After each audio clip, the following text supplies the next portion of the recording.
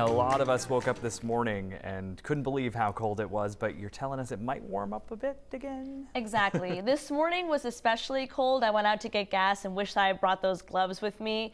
But over the next couple of days, we're going to start getting a little warmer, get a little closer to average. And by the end of the week, we could be back to the mid-50s. So it isn't all chilly, but today we actually saw a couple of snow showers thanks to a front that was moving through today. But this morning, extra chilly. We saw those teens places got into the lower 20s in most places, but we aren't going to see temperatures like this for the most part over the next couple of days. That's where things are going to begin to warm up. But that's also one of the reasons why we saw those snow showers out today.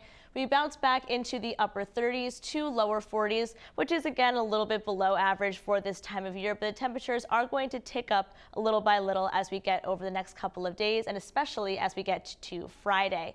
Here, those snow showers that I mentioned, they came through with a cold front earlier today. That was on the drier side, but we did see a couple of snow showers. Could see a couple of little areas that have some coating on grassy surfaces, but overall, more a show on the radar than actually on the ground. And we have just a couple extra snow showers coming through New Hampshire, but these are mostly going to fizzle out over the next couple of hours. Now, low temperatures tonight aren't going to be quite as chilly as what we saw last night. Most places getting down into the mid to upper 20s, couple degrees below average for this time of year, but much more close to average than we saw last night. Now, as we go into the next couple of days after that cold front moved through, that's when high pressure is really going to settle in over us. So tomorrow, we're going to have kind of a mixture of sun and clouds, temperatures getting into the mid-30s. Then as we get into Wednesday, we'll start to see some more sunshine, especially closer to the coast. If we have clouds hanging on everywhere, it's going to be up in the mountains and in northern Maine.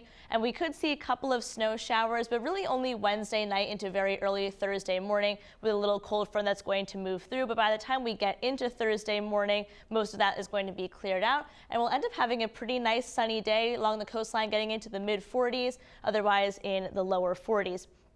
So we'll see that as we go over the next couple of days, that temperatures are going to be on the increase, warmest days being Thursday and Friday. But then we're going to be watching a system that's going to come in for the weekend that's going to give us a pretty wet start. You'll see that here where we have that cold front is going to interact with a coastal low pressure system that might act like a nor'easter by the time it gets up here towards Maine. It's going to be on the warmer side, so we'll be looking at rain instead of snow, but it's going to be a pretty wet start to the weekend.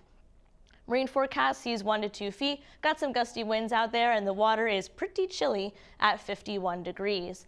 So taking a look at our 7-day forecast, each day as we go through the week is going to get a little bit sunnier and a little bit warmer for the most part, as some clouds could hang out in the mountains and in northern Maine.